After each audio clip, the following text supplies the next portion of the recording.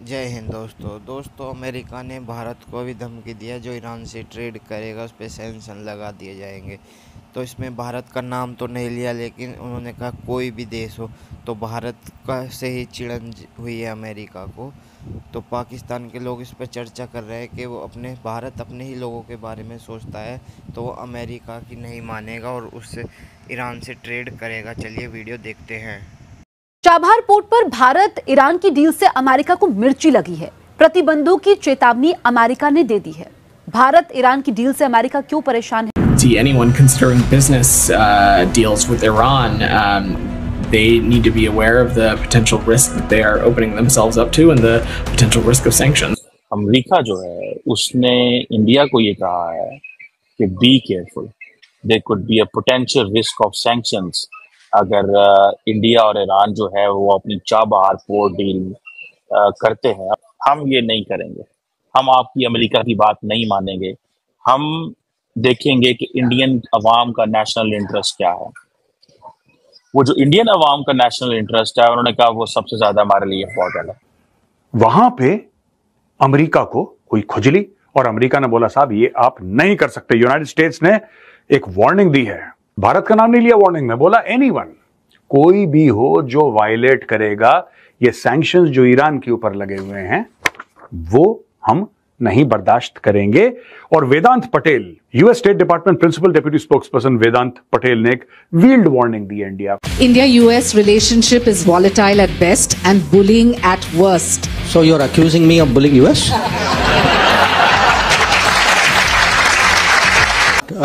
Actually, they have adjusted a lot. They accept in many ways. अब Iran के president रईसी जो है जब विजिट कर रहे थे तो हुआ क्या?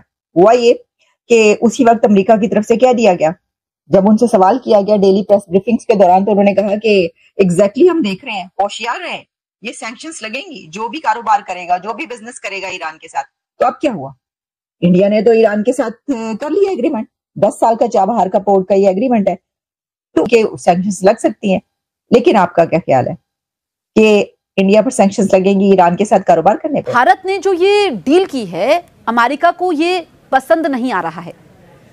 उसने भारत पर भी प्रतिबंध लगाने की चेतावनी दी है।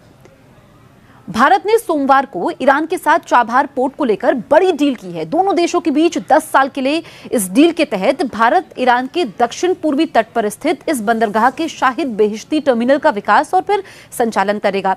और भारत के लिहाज से यह सौदा काफी अहम है, फायदेमंद है। इसे पाकिस्तान में चीन द्वारा विकसित ग्वादर पोर्ट की काट के रूप में देखा जा रहा है। जी, ये हमने आपकी 10-20 कंपनियां ब्लैकलिस्ट कर दी हैं। कंपनियां ब्लैकलिस्ट करने में क्या फर्क पड़ता है? एक कंपनी हटाई, दूसरी बनाई, दूसरी हटाई, तीसरी बनाई। इंडिया और ईरान जो है ये चाबहार पोर्ट स्टैब्लिश कर रहे हैं। इंडिया अपने लिंकेजेस स्टैब्लिश कर रहा है, याद रखें। मैंने आपको पहले कहा था कि for India the most important thing is supply chain and access to energy. इसके ऊपर वो कॉम्प्रोमाइज नहीं करेंगे भैया। वो इसलिए कॉम्प्रोमाइज नहीं करेंगे कि उनको इस चीज का पता है कि 101 अरब 40 करोड़ का मुल्क हो। आप ये कैसे महसूस भी कर सकते हैं कि वहां पे बिजली और गैस ना पहुंचे या तेल ना पहुंचे? मतलब what on earth can stop you? इसके लिए तो अमेरिका ने, देखें, अमेरिका को फ्रैंकली स्पीकिंग, मैं इसमें बड़ी खुल के बात करूंगा, अमेरिका जो मर्जी करे, इंडिया अपने स्ट्रेटेजिक ऑटोनॉमी को एक्सरसाइज करे।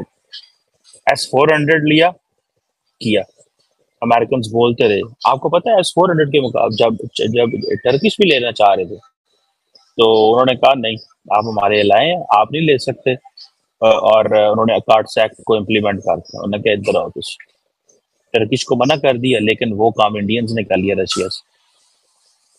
ठीक है, तो अब अगर ईरान इधर भी ये कर लेता है, चलो रशिया के मामले में से तो इंडिया गुजर गया, तेल भी ले लिया, S-400 भी ले लिया, क्योंकि वो 50, 60, 70 साल का वो एक ताल्लुक रहा है। अमेरिकन जो secretary of state Antony Blinken है, जब वो अमेरिकी कांग्रेस के आगे पेश होते हैं तो पूछते हैं कि क्यों इंडिया ऐसे कर रहा है रशिया के साथ, क्यों इंडिया हमारी नहीं सुनता। इंडिया ने अफगानिस्तान में आटा भेजा था, वो चाबहार पोर्ट के जरिए गया था। पाकिस्तान ने बड़ी गलती की। मैं तो इस पर बड़ा पिटता रहा हूँ, शोर डालता रहा हूँ कि फाइन है, बस करो, खुदा दा नाजे बस करो, खुदा दा नाजे बस करो, ऐसे ना करो, एक रास्ता खोलो। अगर आप ये रास्ते खोलेंगे तो इन रास्तों का बहुत ज्यादा हमें फायदा होगा, ठीक है जी। लेकिन हमने वो रास्ते नहीं खोले, ऐसा परवाह ही नहीं की थी, अचानक वेखी जाएगी जो होएगा, ठीक है जी। तो ये है पाकिस्तान का मसला। अब ये जो यूएस इंडिया की पार्टनरशिप है, ये कोई इतनी आसान पार्टनरशिप नहीं है। इंडिया के लिए the most important thing is strategic economy, and America के लिए India is ally, and then America कह रहा है पोटेंशियल रिस्क सैंक्शंस का, ठीक है जी। ये इसको do not under estimate this. मैं आई पर्सनली बिलीव कि इंडियंस जो है वो खड़े रहेंगे, वो हिलेंगे नहीं, क्योंकि ईरान बहुत इंपॉर्टेंट होगा फॉर दी अमेरिकन। बट याद रखें कि इंडियंस की पोजीशन बड़ी तगड़ी है।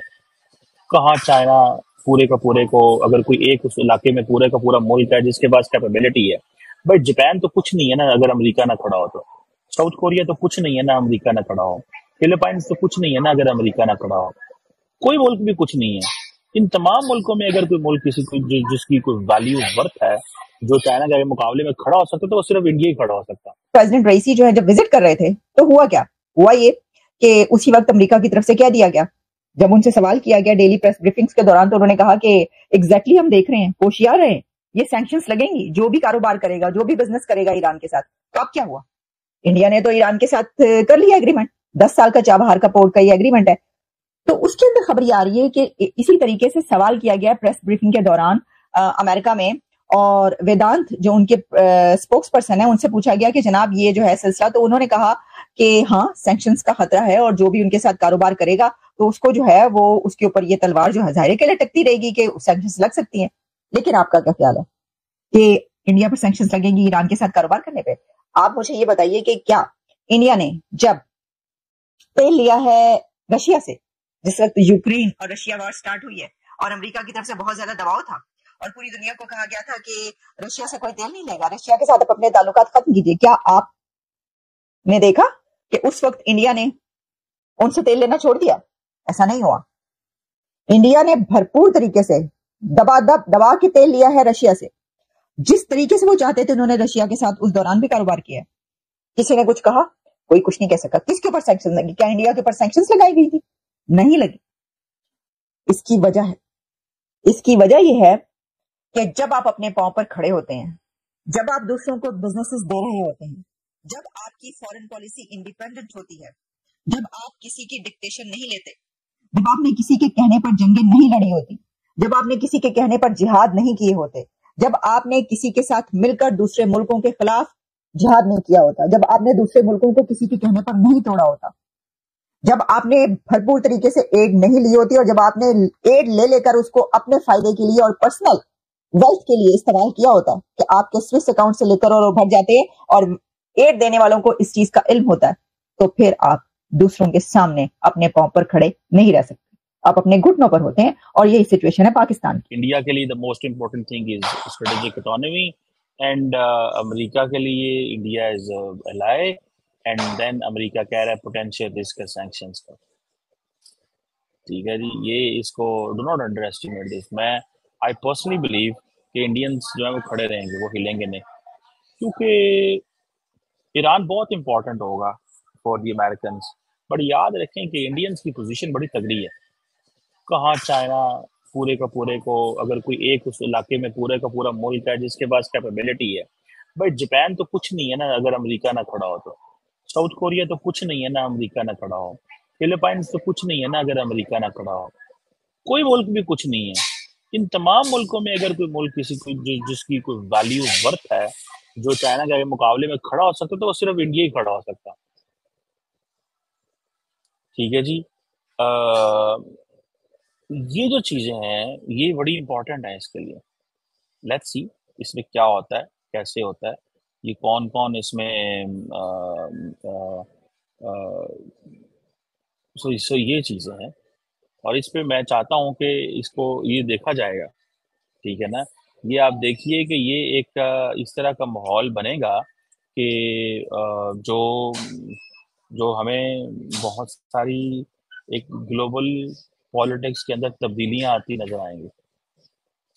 अगर इंडिया खड़ा हो गया तो फिर पाकिस्तान भी खड़ा हो जाएगा, बाकी ममालिक भी खड़े हो जाएंगे, क्योंकि ये नहीं हो सकता कि इंडिया वैसे तो हर मुल्क के अपने अपने ताल्लुकात होते हैं, अपने अपने इश्यूज होते हैं, चैलेंजेस होते हैं, लेकिन अगर इंडिया खड़ा हो गया, इंडिया ने कुछ जिसे वो कहते हैं ना पार पैरा तो पार पे आ गया, तो फिर हमें भी फायदा होगा बहुत ज्यादा, क्योंकि हमें ही तो असल में कारोबार करना है ईरान के साथ। उसकी वजह यह है कि हम तो गुर्बत से फंडे हुए लोग हैं, हमारी तो कारोबार बंद पड़े हुए हैं, हमें तो सस्ती चीजें चाहिए। मैं व्हेन आई कीप ट्रैवलिंग तो मुझे पता चला है कि इधर कतर के अंदर भी देयर इज एन ईरानी मार्केट, पूरी दुनिया के अंदर ईरानी मार्केट्स हैं।